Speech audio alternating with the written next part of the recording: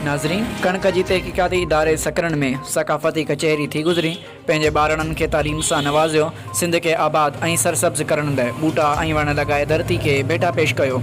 सकरन में कणक जे तहक़ीक़ाती इदारे में सकाफ़ती कचहरी थी गुज़री। सकाफ़ती तक़रीब खे कणक जे तहक़ीक़ाती इदारे जे डायरेक्टर सीरियल टेक्नोलॉजी ख़ालिद अहमद अंसारी, प्रिंसिपल साइंटिस्ट ज़फ़र अली खोकर, सीनियर साइंटिस्ट फैज़ मोहम्मद संजरानी, उन मौके ते मोहम्मद इस्माइल लाशारी, मोहम्मद जुम्मन ज़ंवर, रसूल बख्श जमाली, नियाज़ हुसैन लाशारी ऐं ॿियनि सकाफ़ती तक़रीब खे ख़िताब कयो। वधीक तफ़सील ॾिसंदा SMC news report Qurban Umrani. Technology research institute wheat research centre Sakrand. आऊं तो पहिरीं वधि में वधि शुक्रियो अदा करियां थो टोटल असांजे TV चैनलनि जो, जंहिंमें KTN चैनल सभिनि जो, जिन असांखे हिकिड़ो सिंधी सकाफ़त जो ॾींहुं ॿुधाए पूरी क़ौम खे सुजाॻ कयो।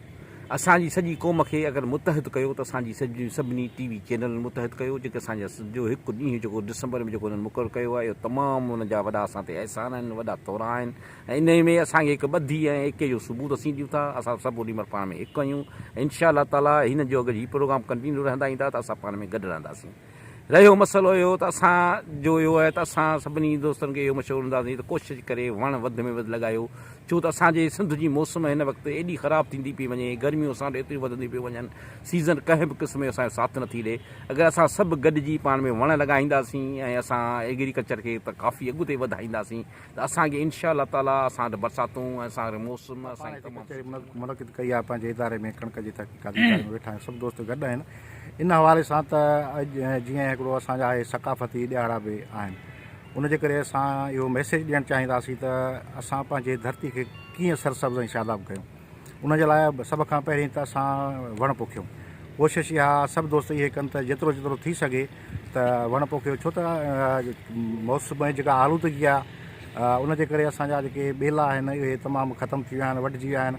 उनजो छा सबबु आहे त असां कोशिशि कयूं त जीअं असां पंहिंजे इदारनि में वण लॻायूं, ॿूटा पोखियूं, उनखे सरसब्ज़ ऐं शादाब कयूं। वीट रिसर्च इंस्टीट्यूट सकरन साईं मुंहिंजा जेका हीअ KTN कावस जे ताउन सां जेको 25 दिसंबर ते सकाफ़ती ॾियारो मल्हायो वेंदो आहे, हर साल जी आहे। हिन साल उन्हनि रखियो आहे त इल्मु पिरायो सिंध संवारियो। तंहिंजे करे इल्म जे हिसाब सां ऐं वरी बि सॼी संगत सॼो सिंधी क़ौम खे गुज़ारिश कंदुसि त असां तइलीम जे हिसाब सां तमामु घणा पहुची वियल आहियूं।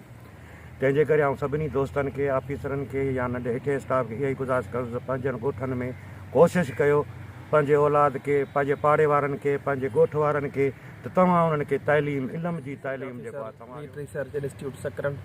जीअं त अॼु जेको हीअ असांजो प्रोग्राम आहे तइलीम जे बारे सां सकाफ़ती ॾियारो मल्हायो थो वञे, उनजे करे मां सभिनी सिंध वासियुनि खे अर्ज़ु कंदुसि त सभई पंहिंजनि ॿारनि खे तइलीम ॾियारियो, पंहिंजो मुल्क संवारियो ऐं वधि में वधि पंहिंजे सिंध में आलूदगी ख़तमु करण जे लाइ वण पोखियो ऐं ज़रात खे हथी वठायो। उनजे करे हीअ अॼु प्रोग्राम रखियो वियो आहे। वधीक दोस्त